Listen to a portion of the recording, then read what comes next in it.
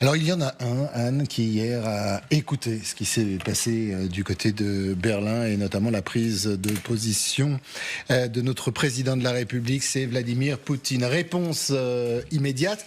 Alors vous allez voir, d'habitude Poutine nous répond nucléaire. Là, c'est peut-être plus juste. En tout cas, ça risque de faire mouche parce qu'il met tout le monde dans le sac, notamment ceux qu'il appelle les petits pays. D'ailleurs, on se demandera, est-ce que nous, la France, on est un petit pays pour Poutine? Mais on écoute d'abord le président russe. Les représentants des pays de l'OTAN, notamment en Europe, et notamment dans les petits pays, doivent savoir avec quoi ils jouent. Ils devraient s'en souvenir. En tant que pays doté de petits territoires densément peuplés. C'est quelque chose qu'ils doivent garder en tête avant de parler d'attaquer en profondeur le territoire russe. Cette escalade constante peut entraîner de graves conséquences. Jean-François Poutor, petit pays, déjà, on comprend quoi? Les pays baltes, ou alors il faut voir un peu plus loin? Ça fait deux choses. On pense évidemment aux pays baltes, pays à forte densité de population, avec l'idée donc derrière qu'il pourrait y avoir une arme de destruction massive qui pourrait être utilisée sur une population dense. Mais par ailleurs, ça renvoie à ce qui s'est passé en 2007 avec Nicolas Sarkozy. Si vous vous rappelez ce qui a été rapporté par Michel Duclos, la conversation qui était partie avec un Sarkozy très allant sur la critique en faveur des dissidents, la question des guerres qui étaient menées par l'attitude russe dans plusieurs endroits, et où Poutine l'a interrompu, lui a dit « Tu as vu la taille de mon pays et la taille du tien, tu as un petit pays, je t'écrase ». Donc ça renvoie exactement à ça. En fait, ça dit une chose. Donc on est un petit pays pour Poutine. Ça c'est très clair.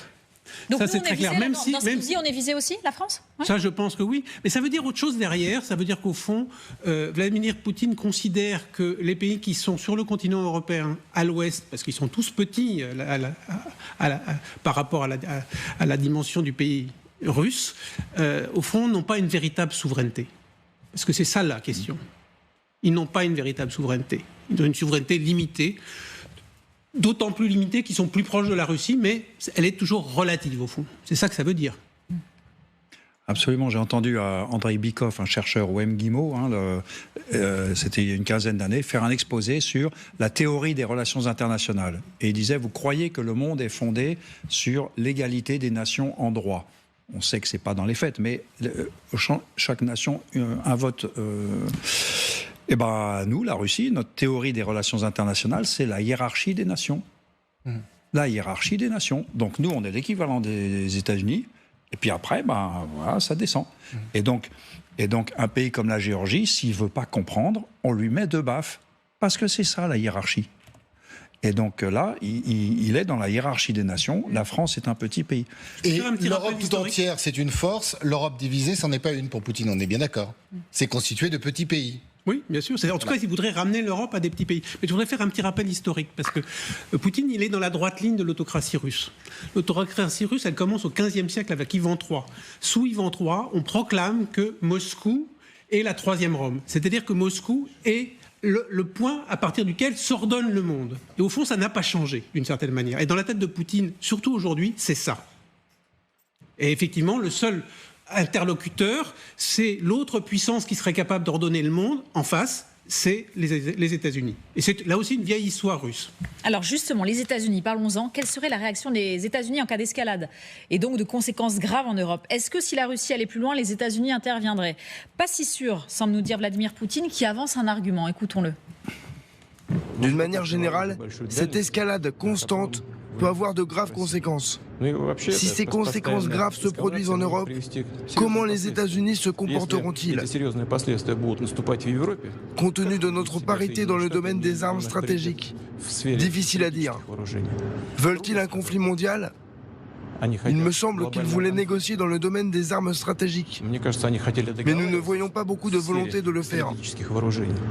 Il y a des conversations à ce sujet, mais il ne semble pas y avoir beaucoup de volonté. Eh bien, voyons ce qui se passera ensuite. Joséphine, il y a des conversations, donc ça veut dire qu'ils se parlent, tous ces gens-là, mais c'est une façon pour Poutine de dire le seul interlocuteur, en fait, que l'on respecte, avec lequel on veut parler, c'est pas l'Ukraine, c'est pas l'Europe, c'est pas l'OTAN, ce sont les États-Unis. Ça n'a pas changé. Mais ce discours-là, il est extrêmement bien construit de Vladimir Poutine. Il ne s'adresse pas aux chefs d'État. Chefs d'État des États européens ou des États-Unis, ils entendent ça quotidiennement et puis ça leur passe au-dessus. Mais ça s'adresse aux opinions publiques européennes notamment. À quelques jours d'une élection assez cruciale quand même, il s'adresse aux opinions publiques en mettant en avant toutes les peurs des opinions publiques européennes. Le fait que les États-Unis ne viennent pas les sauver. Le fait que la Russie soit beaucoup plus puissante et donc puisse attaquer des petits pays. Et il ne les qualifie pas, ces petits pays, parce que comme ça, dans notre imaginaire, on peut se dire qu'on en fait partie, l'Allemagne en fait partie, les États baltes. La preuve, on en parle. Tout le monde en fait partie.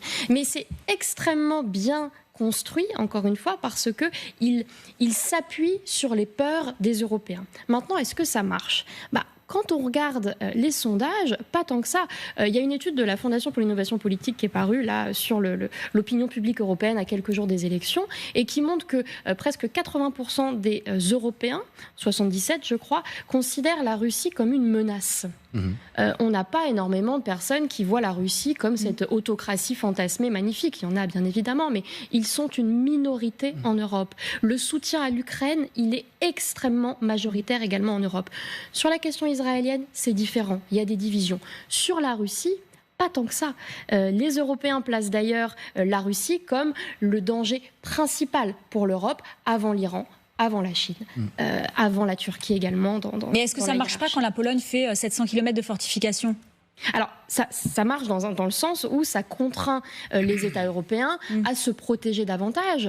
Mais ça, c'est pas nouveau. C'est-à-dire que simplement là, les menaces, elles sont plus réelles, plus concrètes et peut-être dans un plus court terme que ce qui avait été pensé au départ, de par cette escalade. Mais les États baltes n'ont pas attendu la guerre en Ukraine pour essayer de renforcer leur sécurité. Ça fait des années, notamment sur le volet cyber, qu'ils essaient de lutter contre l'ingérence russe et qu'ils essaient de se préparer au cas où il y ait une invasion russe. La Finlande, c'est l'exemple type. La Finlande qui vient de rejoindre l'OTAN, elle est prête depuis un certain temps déjà à ce que la Russie vienne l'envahir ou l'attaquer d'une manière ou d'une autre. Donc, pour nous, c'est assez nouveau, mais il faut bien voir que ce discours de Vladimir Poutine adressé aux opinions publiques européennes, il ne va pas forcément avoir un écho aussi important qu'il le souhaite ou qu'il le pense. Même en ce qui concerne les États-Unis, parce que là, il met le doigt où ça fait mal, c'est-à-dire que les États-Unis ne viendront pas vous aider, vous, petits pays. On se souvient aussi que derrière l'OTAN, il y a les États-Unis. On se souvient du ramdam quand Donald Trump a dit « si je suis élu ». Et si ces petits pays ne payent pas, parce qu'il a à peu près le même discours, eh bien on partira, on ne vous aidera pas. Donc voilà, il appuie quand même là où les opinions peuvent être sensibles. Est-ce que ça marche? Ça, j'en sais rien. Mais... Il joue sur le terrain tel qu'il est ouvert. Comme on a tous en tête, et les opinions publiques ont tous en tête l'élection américaine avec la menace du retour de Donald Trump aux affaires à Washington, cette menace-là, elle prend corps d'une certaine manière à travers la figure de Donald Trump. Donc oui, il joue de ça. Après, d'une certaine manière, ça ne change rien sur le fait que de toute façon, il faut effectivement qu'on se prépare à revenir dans un monde qui était plutôt le monde d'avant 89 que celui d'après, pour dire les choses très, très simplement, où on a un adversaire extrêmement dangereux à l'Est et qui ne sera pas, quoi qu'il arrive d'une certaine manière, même si les Ukrainiens arrivaient à reconquérir leur territoire, cet adversaire ne disparaîtra pas. Il va falloir vivre avec longtemps. Simplement, lui pense qu'en agitant la menace, il va pouvoir gagner du terrain. Vous savez, dans le monde russe, la parole n'a pas la même fonction que chez nous, la parole publique, la parole politique. La parole politique, elle a une fonction performative. C'est-à-dire qu'on parle pour dire ce qu'on voudrait que le monde soit, et en pensant qu'en le disant, ça va le faire venir. Et donc c'est ça qu'il est en train d'essayer de faire. Il veut que nous ayons peur de lui, et il essaie de faire arriver ça. Et du coup, on peut interpréter aussi le chiffre du sondage que vous avez évoqué comme le fait que, d'une certaine manière, ça marche. Si 80% des gens pensent que c'est une menace grave, à la fois ils ont raison, mais ça veut dire aussi que la peur est là.